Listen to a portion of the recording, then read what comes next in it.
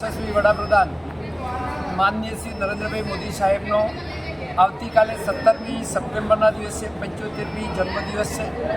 એના અનુસંધાને ગુજરાતના કર્મચારીઓના વિવિધ એસોસિએશન દ્વારા 1,41,000 કરતાં વધુ બ્લડ ડોનેશન કેમ્પ સમગ્ર ગુજરાતની અંદર કરવામાં આવ્યો છે અને અત્યારે 12 વાગે લગભગ 41,000 કરતો વધારે બોટલો કલેક્શન થઈ છે। તો આ પ્રસંગે ડોનેટ કરનાર તમામ કર્મચારીઓને હું શુભેચ્છાઓ પાઠવું છું અને દેશના યશસ્વી વડાપ્રધાન નરેન્દ્રભાઈ મોદી સાહેબને પણ આવતીકાલે જન્મદિવસ છે તો એમને જન્મદિવસની શુભેચ્છાઓ પાઠવું છું। એમની રાજકીય કારકિર્દી થાય, મા અંબા એમને શક્તિ આપે અને એમના થકી વૈશ્વિક નેતા બની પૂરા વિશ્વની અંદર અને દેશની અંદર સારું સુશાસન વર્ષો સુધી કરે, એમનું સ્વાસ્થ્ય સારું રહે એવી શુભેચ્છાઓ પાઠવું છું। આવતીકાલે આપણા પરમ આદરણીય વડાપ્રધાન માનનીય શ્રી નરેન્દ્રભાઈનો જન્મદિવસ છે, એટલે હું સૌથી પહેલાં તો નરેન્દ્રભાઈને ખૂબ ખૂબ શુભેચ્છાઓ પાઠવું છું।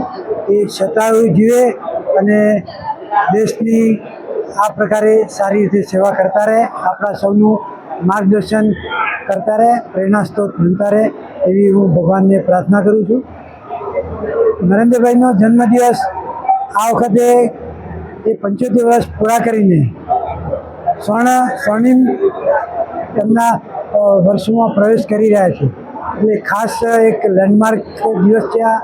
અને આ દિવસે સમગ્ર દેશમાં અને સમગ્ર રાજ્યમાં મોટા પાયે એમના જન્મદિવસ નિમિત્તે જુદા જુદા કાર્યક્રમોના આયોજન થયા છે।